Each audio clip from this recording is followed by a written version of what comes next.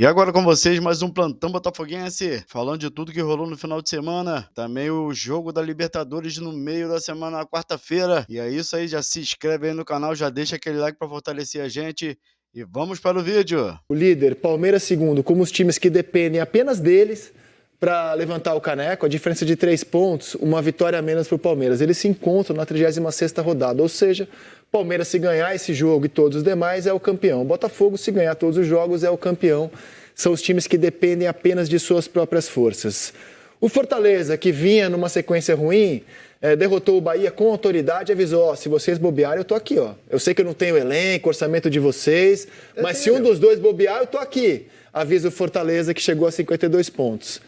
E quem se distanciou ainda mais, né, já na rodada passada, já veio de um empate que deixava a situação delicada e agora se distancia ainda mais é o Flamengo, que estaciona em 45 pontos com um jogo a menos. Ou seja, a diferença é de 11 pontos, de pontos perdidos ela é de 8.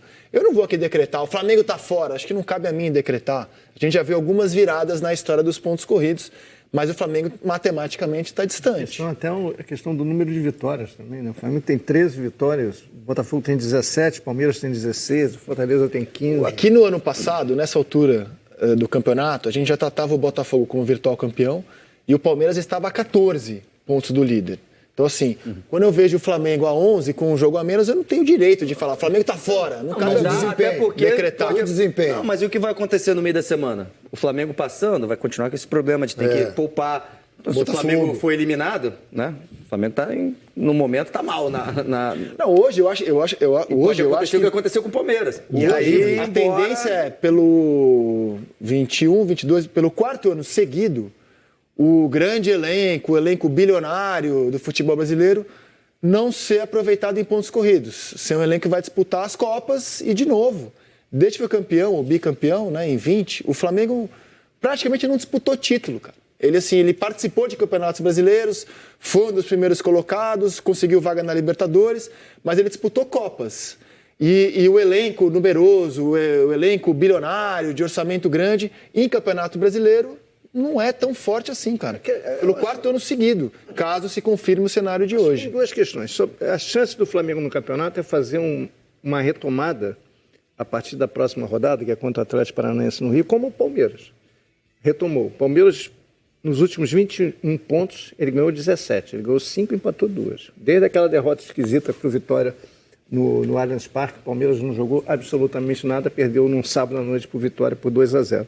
Então, se o Flamengo conseguir uma sequência dessa, ele fica ali, provavelmente, com a possibilidade de ser campeão, porque é provável que Botafogo e Palmeiras percam pontos nesse intervalo. Isso é óbvio que eu falei, mas é o único jeito deles chegar é fazer essa uma mega sequência, coisa que o Palmeiras está fazendo, e o Botafogo já chegou de novo à terceira vitória seguida.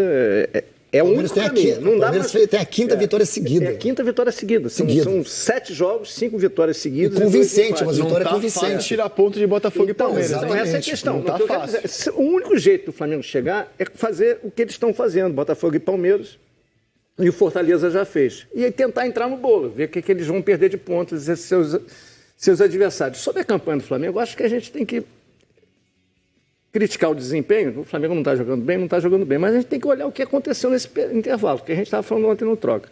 Perdeu vários jogadores durante 9 rodadas. 5 titulares. É metade do time. Sim. Da Copa América. 9. Depois ele perdeu 5 ou 6 jogadores por lesão, todos protagonistas, vivendo o melhor momento da carreira. O Tite falou isso ontem e eu concordo com ele.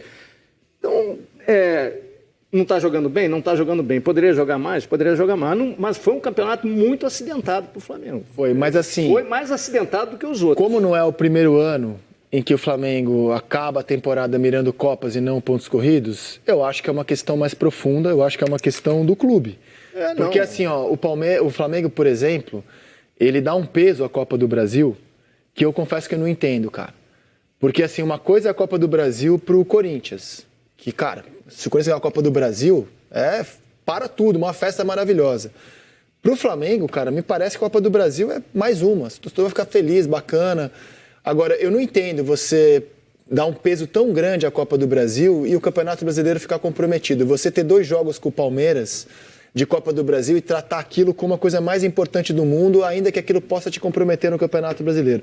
Voltando à visão europeia do negócio, você imagina o Manchester City dizer, eu vou colocar reservas na Premier League porque eu vou priorizar a Copa da Inglaterra?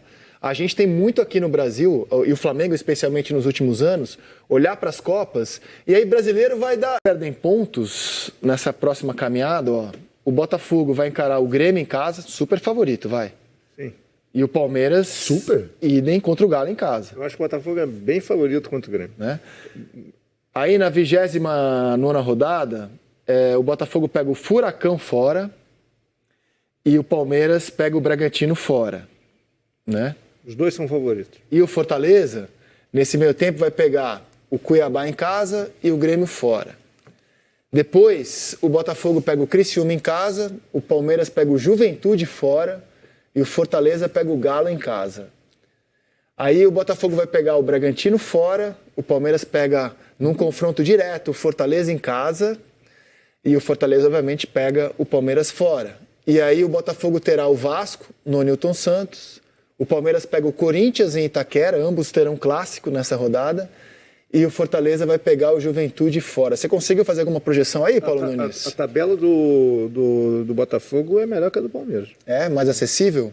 Concordo com o Légio. É. E eu não tô vendo muito Teoricamente. Teoricamente. E eu não tô vendo muito espaço pro Fortaleza assustar os dois ali. Caminhada difícil do Fortaleza. Se o Fortaleza sabe, ver um presentaço do Felipe Melo. Foi um que poupou. Muita gente não... Poupou o Igor Jesus, poupou O Savarino. Do meio campo Almada, também, né? Almada meio campo. De fora, o Alex Telles não jogou, enfim. o Bastos não jogou. O Botafogo fez um bom jogo, mas foi difícil o jogo. O Fluminense em alguns momentos foi melhor, principalmente no primeiro tempo, em parte do segundo. Mas é muito difícil você segurar o Botafogo, porque o Botafogo tem muito volume, né? Por mais que o Fluminense em alguns momentos fosse melhor, quem agredia mais, quem tinha mais chance era o Botafogo, né? Mas o Botafogo teve dificuldade no jogo. Criou-se uma rivalidade aí entre Botafogo e Fluminense, né? O Botafogo venceu os últimos 6 jogos, o Fluminense está incomodado com isso, tentou de todas as maneiras até o jogo ser decidido daquela forma insólita no final, né? Grotesca, né? Insólita, grotesca, né? Mas o time do Botafogo tem muito potencial. Cara, o Mano Menezes deve ter ficado louco com isso, cara. Louco. Nossa, uma entregada clássica. Eu não ia falar nada, mas você que falou, se fosse o Diniz na hora, ia todo mundo falar que é o Diniz. Isso acontece por opção dos jogadores várias vezes. Foi uma falha individual. Sim, mas se quando é o time do Diniz é porque ele pede pra saidinha tocar atrás. Foi o erro Mas do cara aí, amigo. ele entra. Não, Ele não ia entrar. Ele não ia entrar. Quando é o Diniz, ficam falando que é o Diniz que... Ele não ia entrar, Ele estava time frio. assim, O cara entra num jogo como esse aí, né? E aí tenta uma jogada, e aí eu tô com a execução da jogada foi o erro. Você tá de frente, ele dribla você e esquece o outro. Esquece o outro. Ele olha pra lá e ele tá frio, o cara tá fora do ritmo do jogo. Ele vai dar o primeiro drible, o cara da frente. Aí ele achou que tá tranquilo. Aí ele esqueceu o Gregory. Exatamente. Por outro lado, você tem que ver o seguinte, como o Botafogo é isso no final do jogo. Gregory, tá dentro da área. Antes da bote dentro da área. No final do jogo, Lédio. A marcação do Botafogo é em cima no final do jogo. É um jogador pouco comentado, um dos melhores jogadores. Não, pra mim é um dos melhores jogadores do meio campo. Eu falo isso direto. Ele jogou, né? Mas não jogou o Marlon Freitas, que estava suspenso. Vitinho na lateral também foi poupado. O Adrielson voltou, né? O Bastos não estava. Agora, Paulo, eu tenho assim, máximo respeito pela carreira do Felipe Melo. Ele é um vencedor, né, cara? A carreira dele é muito boa. Ele é um jogador de destaque, assim, no futebol europeu, jogou a Copa do Mundo.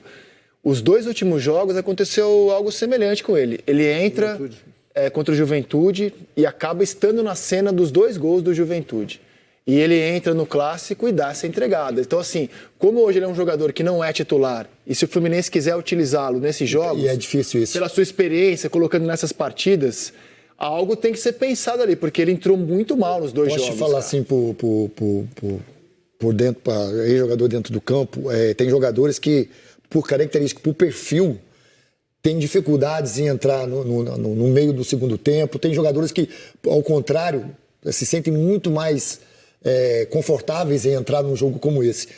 O Felipe não tem ele, na minha opinião, né? Eu vendo ele do que ele faz dia a dia. Na sexta que ele não ia entrar, porque o jogador teve a concussão. A questão na cabeça. Exatamente, ele teve que entrar do nada. Quebrou o nariz. E pelo perfil dele, pela maneira que ele é, queira ou não queira, o Felipe é mais pesado. Então você tem que estar muito bem aquecido. E assim, repito, eu acho que se você quer usar o Felipe, você tem que usar mais tempo, porque o Felipe é aquele jogador que a gente fala. Ele tem que ter tempo para aquecer, tem que ter tempo para ir pro embate. O que eu acho principal, gente, é que o Felipe Melo tem 41 anos, gente. Uma hora o cara para de jogar bem, gente. Ele, na verdade, ele já superou muitas expectativas. Você parou de jogar com quantos anos? 33. Com 33 devia ser triste. Eu tava quase roubando ainda, né? Isso, 32. É isso. E não era triste? Já não faço o que eu consigo fazer. Uma hora vai chegar. O Felipe Melo, acho que ele já, sim, ele superou muitas expectativas e, assim, eu acho que agora ainda tem isso, de estar reserva, tá com menos ritmo de jogo. E, claro, errou muito, né? Errou muito. Ele tem uma confiança muito alta. Olha o Antônio que ele vai lento no lance. Ó. Isso aí é coisa. O cara tá fora do jogo. Lembrei de. E o Gregory lá em cima. Foi um baita contraste, exatamente. Gregory e do Melo. Lembrei quando eu tinha uns pau velho, assim, carro a álcool, não sei se os amigos tiveram. Eu não queria chegar a esse ponto. Eu não queria chegar a esse texto. Aquele chevetão, você vai lá ligar ele, volta pra sala e deixa ele lá. Respeitando, até poder andar. Lembrei desses tempos. Tá certo. E se você chegou até aqui, já se inscreva no canal, já deixa aquele like para fortalecer a gente e até o próximo vídeo.